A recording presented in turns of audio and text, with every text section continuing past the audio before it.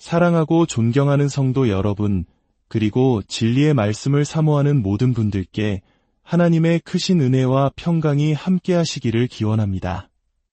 오늘 우리가 함께 나눌 이 귀한 말씀이 여러분의 영혼에 깊은 울림을 주고 삶의 등불이 되기를 소망합니다. 잠시 시간을 내어 이 채널을 구독하고 좋아요를 눌러주신다면 더 많은 분들이 은혜로운 말씀을 함께 나눌 수 있게 됩니다. 여러분의 작은 손길 하나하나가 하나님의 귀한 복음을 전하는 통로가 됨을 믿습니다. 이 영상을 통해 여러분과 가정에 놀라운 축복이 임하기를 기도하며 이제 말씀 속으로 깊이 들어가 보겠습니다. 오늘 우리는 기독교 신앙의 가장 근본적인 질문 중 하나와 마주하려 합니다. 바로 교회란 무엇인가? 라는 질문입니다. 과연 하나님께서 의도하신 예수 그리스도의 교회는 어떤 모습일까요? 우리는 그 해답의 실마리를 사도행전 2장 42절에서 발견할 수 있습니다. 성경은 초대교회의 모습을 이렇게 생생하게 묘사하고 있습니다. 그들이 사도의 가르침을 받아 서로 교제하고 떡을 떼며 오로지 기도하기를 힘쓰니라. 사람마다 두려워하는데 사도들로 말미암아 기사와 표적이 많이 나타나니 믿는 사람이 다 함께 있어 모든 물건을 서로 통용하고 또 재산과 소유를 팔아 각 사람의 필요를 따라 나눠주며 날마다 마음을 같이하여 성전에 모이기를 힘쓰고 집에서 떡을 떼며 기쁨과 순전한 마음으로 음식을 먹고 하나님을 찬미하며 또 온 백성에게 칭송을 받으니 주께서 구원받는 사람을 날마다 더하게 하시니라. 바로 이 구절 속에 교회의 목적과 본질을 이해하는 핵심이 담겨 있습니다. 42절은 교회가 무엇을 해야 하는지를 보여주고 43절부터 47절은 그 결과 교회가 세상에 어떤 영향을 미쳤는지를 보여줍니다. 예수 그리스도를 사랑하는 우리 모두가 바로 교회입니다. 우리는 그리스도의 몸이며 구속받은 하나님의 백성입니다. 어떤 의미에서 우리는 세상이 볼 수 없는 보이지 않는 교회에 속해 있습니다. 세상 사람들은 우리의 영적인 정체성을 분별할 수 없으며 때로는 우리 자신조차도 서로가 진정한 신앙인인지 확신하지 못하고 고뇌할 때가 있습니다. 하지만 우리가 이 땅에 살아있든 이미 주님의 품에 안겨 영광 가운데 있든 우리는 모두 그리스도의 단 하나의 몸에 속한 지체들입니다. 우리는 하나님께서 그분의 자녀로 부르신 사람들의 모임, 에클레시아입니다. 예수 그리스도를 믿는 믿음으로 연합하여 우리는 영적으로 하나가 되었습니다. 예수님께서는 친히 말씀하셨습니다. 내가 내 교회를 세우리니 음부의 권세가 이기지 못하리라. 이 말씀을 하셨을 때 주님은 벽돌로 지은 건물이 아닌 바로 당신의 백성들, 즉 사람들을 모으시겠다는 뜻이었습니다. 우리는 살아계신 하나님의 교회이며 하늘에 기록된 장자들의 총회입니다. 우리는 그리스도로 말미암아 의롭게 된 자들이며 예수 그리스도의 보혈로 시든받은 살아있는 공동체입니다. 이것이 바로 세상의 눈에는 보이지 않는 교회의 본질입니다. 하지만 동시에 주님께서는 보이는 교회 또한 의도하셨다고 저는 믿습니다. 우리가 주님의 날에 함께 모일 때 우리는 그리스도께서 부활하셨다는 사실을 세상에 증거하는 살아있는 증거가 됩니다. 보이는 교회는 세상을 향한 증언의 사명이 있습니다. 어떤 이들은 건물도 조직도 어떠한 구조도 없이 순수하게 자발적인 모임이어야 한다고 주장합니다. 하지만 저는 그리스도께서 그러한 방향을 제시하셨다고 생각하지 않습니다. 예를 들어 마태복음 18장을 보면 주님께서는 교회가 특정한 장소에서 함께 모이는 형식을 갖춘 공동체가 될 것을 분명히 예언하셨습니다. 마태복음 18장 15절은 이렇게 말합니다. 내 형제가 죄를 범하거든 가서 너와 그 사람과만 상대하여 권고하라. 만일 들으면 내가 내 형제를 얻은 것이요 만일 형제가 잘못을 저지르면 개인적으로 찾아가 이야기하라는 것입니다. 만일 듣지 않거든 한두 사람을 데리고 가서 두세 증인의 입으로 말마다 확증하게 하라. 만일 그들의 말도 듣지 않거든 교회에 말하라. 여기서 교회에 말하라는 것은 눈에 보이는 사람들의 모임을 지칭하는 것이 분명합니다. 오순절 성령 강림으로 교회가 시작되기도 전에 그리스도께서는 교회가 교제와 예배, 그리고 여기서는 권징을 목적으로 한 장소에 모이는 가시적인 형태를 가질 것임을 예견하신 것입니다. 보이지 않는 교회에 이 문제를 가져가는 것은 불가능하기 때문입니다. 따라서 사도행전을 읽기 시작하면 우리는 보이지 않는 교회가 점차 보이는 형태로 명확해지는 것을 보게 됩니다. 처음에는 보이지 않는 교회와 보이는 교회가 동일했습니다. 그러나 오늘날에는 이 둘이 항상 같지는 않습니다. 눈에 보기에는 교회처럼 모이지만 실제로는 참된 교회가 아닌 거짓 교회, 음녀와 같은 교회도 존재하기 때문입니다.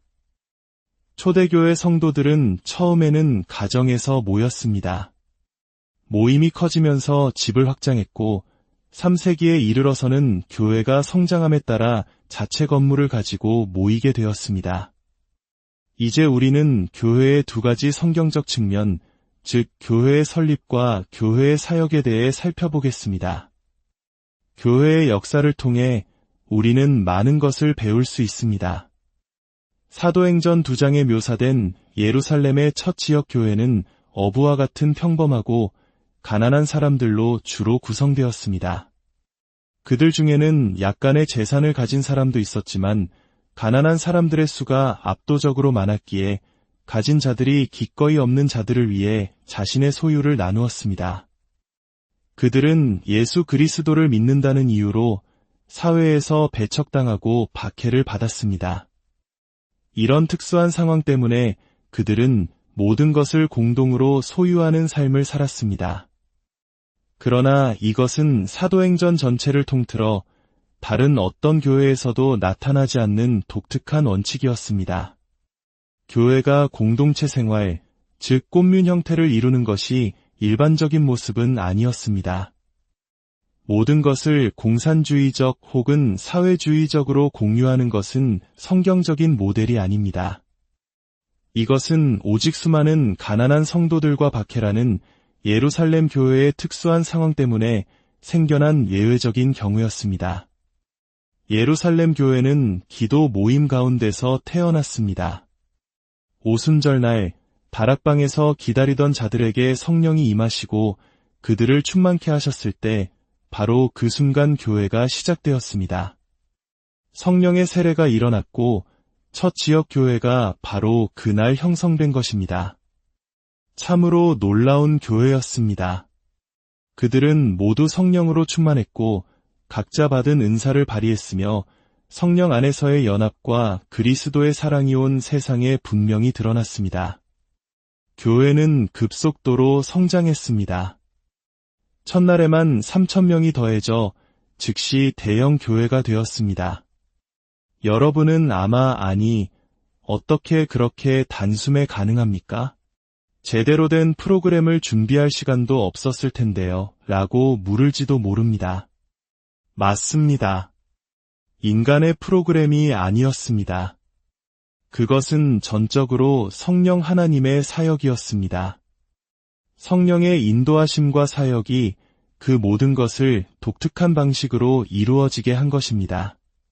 그리고 놀랍게도 그 3,000명 중 상당수는 다른 지역에서 온 방문객들이었는데 그들이 고향으로 돌아가면서 복음은 이스라엘 전역으로 퍼져나갔습니다. 예루살렘에서 시작된 교회는가는 곳마다 새로운 공동체를 세웠습니다. 이 제42절을 다시 주목해 보십시오. 초대교회 생활의 핵심 요소는 무엇이었습니까? 사도들의 가르침, 교제, 떡을 땜, 그리고 기도. 이것이 전부였습니다. 여기에 유일하게 추가할 수 있는 것은 거리에서, 성전에서, 가정에서, 입을 열 수 있는 모든 곳에서 예수 그리스도의 복음을 전파하는 것이었습니다. 그들은 교제와 성찬, 사도의 가르침과 기도를 위해 함께 모였고 흩어져서는 세상의 말씀을 전파했습니다. 수천 명의 설교자가 있었던 그들의 영향력은 실로 엄청났습니다. 47절은 말합니다. 주께서 구원받는 사람을 날마다 더하게 하시니라. 이러한 상황 속에서 그들은 하나님께서 축복하시고 성령께서 인도하시는 교회가 기능하는데 필요한 모든 요소를 갖추고 있었습니다. 인간적인 매력이나 방법론, 눈속임이나 이벤트는 전혀 필요 없었습니다. 그들이 가진 모든 것은 성령님께서 친히 공급하신 것들이었습니다. 사역은 균형이 잡혀 있었고 온전했으며 부족한 것이 하나도 없었습니다. 그 이유는 첫째, 성령 하나님께서 직접 인도하셨기 때문이고, 둘째, 백성들이 성령의 인도하심에 순종했기 때문입니다. 오늘날 우리는 많은 것을 바꾸었습니다. 사람들을 교회로 끌어들이기 위해 더 많은 눈속임과 이벤트, 더 많은 오락거리를 만들어냈습니다. 이것은 어쩌면 그리스도인들이 자신의 삶 속에서 성령의 인도하심을 따르는 책임을 다하지 않는 것에 대한 일종의 보상 심리일지도 모릅니다. 오늘날 교회에 만연한 온갖 세속적인 프로그램들은 그곳에 있는 사람들이 마땅히 해야 할 바를 행하지 않고 있다는 사실을 대체하기 위해 사람들을 끌어들이는 수단에 불과할 수 있습니다. 물론 초대교회에도 사교적인 삶이 있었습니다. 그들에게는 아가페 또는 사랑의 잔치라 불리는 모임이 있었는데 이는 오늘날의 판넉 저녁 식사와 비슷했습니다. 하지만 고린도 교회에 이르러서는 부자들이 각자 자기 음식을 가져와 먹고 가난한 사람들은 소외시키는 문제가 발생하여 나눔의 정신을 잃어버렸습니다. 그래서 바울은 그들에게 교훈을 주어야 했습니다. 다시 한번 강조하지만 초대교회의 나눔은 꽃뮨 생활이 아니었습니다. 교회는 결코 공동체 생활을 하도록 세워지지 않았습니다. 사도행전 5장의 아나니아와 삽비라의 이야기가 그 좋은 예입니다. 그들은 땅을 판 값의 일부를 감추고 전부를 바친 것처럼 베드로를 속였습니다. 베드로는 4절에서 이렇게 말합니다. 땅이 그대로 있을 때에는 내 땅이 아니며 판 후에도 내 마음대로 할 수가 없더냐. 즉, 그들이 신자라는 이유로 재산을 팔아 공동체에 바쳐야 한다는 의무는 없었습니다. 그것은 그들 자신의 소유였습니다. 베드로는 말합니다. 팔기 전에도 내 것이었고 판 후에도 그 돈은 내 것이었다. 문제는 그들이 하나님께 드리겠다고 약속한 것보다 적게 드리고 거짓말을 한 것이었습니다. 초대교회는 기초를 세우는 중요한 시기였기에 권징이 엄격해야 했고 그들은 성령을 속인 죄로 즉시 죽음을 맞았습니다. 초대교회는 성령의 능력으로 시작하여 성령의 능력으로 지속되었습니다. 그들의 관심사는 오직 성령의 권능과 예수 그리스도를 위한 사역이었습니다. 초대교회의 지도력은 12 사도에게 있었습니다. 지도자를 양성하는 데는 시간이 걸렸기 때문입니다.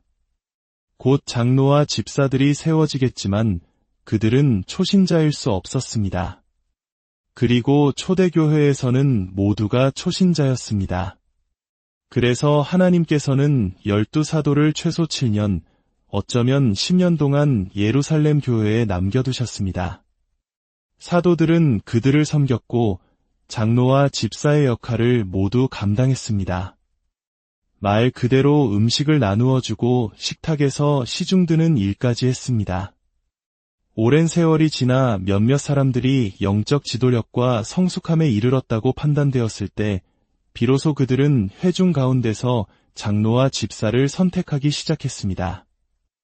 그들은 다른 교회를 세우기 위해 선교사를 파송할 준비가 되기까지 최소 7년을 기다렸습니다. 바나바를 안디옥에 보내 교회를 세우기까지 7년이 걸렸습니다. 다른 곳으로 사람을 보내기 전에 그들은 준비하고 스스로의 힘을 기르며 교회를 굳건히 세우는데 그만큼의 시간을 들인 것입니다. 성령의 지혜 안에서 그들은 그렇게 했습니다. 그 후 바울과 같은 사도들에 의해 더 많은 교회들이 곳곳에 세워졌습니다. 각 교회는 독립적이었고 성령의 인도를 받았습니다. 그들을 조직적으로 묶어주는 교단은 없었습니다. 그럴 필요가 없었습니다. 그들은 이미 성령 안에서 하나였기 때문입니다. 조직이 필요한 유일한 이유는 하나가 아닐 때입니다. 하지만 오늘날 교회는 많이 변했습니다. 매우 복잡해지고 사업처럼 변했습니다. 오늘날 교회는 교단, 위원회, 이사회, 프로그램 등을 갖춘 거대한 조직이 되었습니다. 몸이 아닌 사업체처럼, 가족이 아닌 공장처럼, 공동체가 아닌 기업처럼 움직입니다. 교회는 또한 피상적인 목표를 가진 성공 게임이 되어버렸습니다. 더 많은 사람들을 더 많은 주일 동안 더 많은 좌석에 채우는 교회가 상을 받습니다. 교회의 재정 보고서와 교인 성장률이 성공적인 교회의 척도가 되었습니다. 가르침이 빈약하거나 영적인 문제가 있을 때는 크게 동요하지 않다가도 출석률과 재정을 나타내는 그래프의 선이 떨어지기 시작하면 공황 상태에 빠집니다. 교회는 또한 무기력하고 비생산적인 신도들에게 공연을 제공하는 오락센터가 되었습니다. 모든 장치들은 사람들을 그곳에 오게 하는 데에만 초점이 맞춰져 있고 그들이 온 후에 그들을 어떻게 변화시킬 것인지에 대해서는 관심이 없습니다. 이제 우리는 성경적인 교회의 사역이 무엇인지 살펴보겠습니다. 신약 성경의 디모데전후서와 디도서, 이 세 서신에는 모든 시대 교회의 조직과 구조, 형태에 대한 패턴이 담겨 있습니다. 디모데와 디도는 복음 전도자, 즉 교회 개척자였습니다. 그들은 그리스도의 이름이 알려지지 않은 곳으로 가서 사람들을 그리스도께 인도하고 교회를 세웠습니다. 그리고 그 교회에 장로들을 세워 사역을 이어가게 한 후 또 다른 곳으로 떠났습니다. 디모데전서 3장 15절에서 바울은 이렇게 말합니다. 만일 내가 지체하면 너로 하여금 하나님의 집에서 어떻게 행하여야 할지를 알게 하려 함이니 이 집은 살아계신 하나님의 교회여 진리의 기둥과 터니라. 즉, 이 서신들은 교회 생활의 원칙, 교회가 어떠해야 하는지에 대한 기초를 제공하기 위해 쓰여진 것입니다. 그렇다면 교회의 기본 과업은 무엇일까요? 그것은 바로 건전한 교리를 가르치는 것입니다. 이것이 교회의 과업입니다. 목사의 개인적인 의견이나 눈물 나는 예화를 나누는 것이 아닙니다. 감정에 호소하거나 모금 행사를 하거나 프로그램을 제공하는 것이 아닙니다. 교회의 사역은 건전한 교리를 가르치는 것입니다. 디도서 2장 1절은 말합니다. 오직 너는 바른 교훈에 합당한 것을 말하여 이것이 교회의 전부입니다. 복음 전도자들은 건전한 교리를 가지고 교회로 들어가야 했습니다. 건전한 교리가 지속적으로 공급되지 않는 교회는 유행처럼 번지는 온갖 새로운 것들에 휩쓸리게 됩니다. 건전하다는 헬라어 단어는 위생적이라는 말의 어원이 되며 건강한, 몸을 세우는 것을 의미합니다. 몸을 허무는 다른 종류의 교리는 교회에 설 자리가 없습니다. 마지막 때에 어떤 사람들은 믿음에서 떠나 미혹하는 영과 귀신의 가르침을 따를 것이라고 성경은 경고합니다. 그렇다면 어떻게 이 거짓 가르침으로부터 교회를 보호할 수 있겠습니까?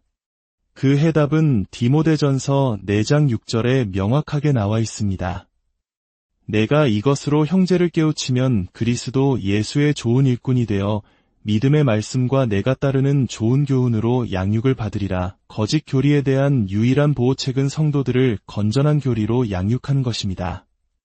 설교의 패턴 또한 명확합니다. 읽는 것과 권하는 것과 가르치는 것에 전념하라. 성경을 읽고 선포하고 설명하는 것, 이것이 설교의 본질입니다. 이제 교회의 기본 리더십은 무엇일까요? 교회에는 두 종류의 지도자가 있습니다. 장로와 집사입니다. 먼저 장로들이 있었습니다. 한 사람이 교회를 책임지는 것이 아니라 복수의 장로들이 있었습니다. 저는 이것이 하나님의 뜻이라고 굳게 믿습니다. 교회는 남성들로 구성된 공동의 연합체에 의해 책임져야 합니다. 한 사람의 목사는 그들 중 한 명일 뿐이며 주로 가르치는 사역을 담당하는 장로일 뿐입니다. 신약 성경에서 장로는 감독이라고도 불립니다. 장로는 그의 직함이고 감독은 그의 직무입니다. 감독은 돌보는 자라는 뜻으로 양떼를 돌보는 영적인 사역을 의미합니다. 그들은 항상 기도와 말씀 사역에 힘써야 했습니다. 디모데전서 3장은 장로의 자격 요건을 상세히 설명합니다. 책망할 것이 없으며 한 아내의 남편이며 절제하며 신중하며 단정하며 나그네를 잘 대접하며 가르치기를 잘하며 술을 즐기지 아니하며 구타하지 아니하며 오직 관용하며 다투지 아니하며 돈을 사랑하지 아니하며 자기 집을 잘 다스려 자녀들로 모든 공손함으로 복종하게 하는 자라야 합니다. 또한 새로 입교한 자가 아니어야 하며 외인에게서도 선한 증거를 얻은 자라야 합니다. 이러한 자격을 갖춘 남성들이 바로 하나님께서 교회를 다스리고 인도하고 가르치기 위해 세우신 지도자들입니다. 장로들은 교회를 다스립니다. 그들은 회중이나 이사회에 책임이 있는 것이 아니라 오직 그리스도께 책임이 있습니다. 장로들은 교회의 문제들을 다루고 거짓 교사들을 막아내며 죄를 범하는 성도들을 권징할 책임이 있습니다. 이는 실로 높은 부르심입니다. 사랑하는 여러분, 이것이 바로 초대교회 사역의 시작이었습니다. 하나님께서는 교회가 무엇이 되어야 하는지 건전한 교리를 가르치는 공동체가 되어야 함을 명확히 보여주셨습니다. 우리 각자가 속한 교회가 그리고 한국의 모든 교회가 이 성경적인 패턴으로 돌아가 오직 하나님의 말씀 위에 굳건히 서는 진리의 기둥과 터가 되기를 간절히 소망합니다. 이제 함께 기도하겠습니다. 하나님 아버지, 오늘 당신의 진리의 말씀과 지혜에 감사드립니다. 교회가 무엇이 되어야 하는지 건전한 교리를 가르쳐야 함을 명확히 알게 하시니 감사합니다. 이 땅의 모든 교회가 인간의 방법과 세상적인 성공을 좇는 것을 멈추고 오직 성령의 능력 안에서 당신의 말씀을 가르치고 배우며 초대교회가 가졌던 순수한 사랑과 교제를 회복하게 하여 주시옵소서. 이 말씀을 듣는 모든 성도님들의 마음속에 교회의 참된 본질이 깊이 새겨지게 하시고 각자가 그리스도의 몸된 교회를 세워나가는 귀한 지체로서의 사명을 깨닫게 하여 주시옵소서. 이 모든 말씀, 우리를 구원하신 주 예수 그리스도의 이름으로 기도드립니다.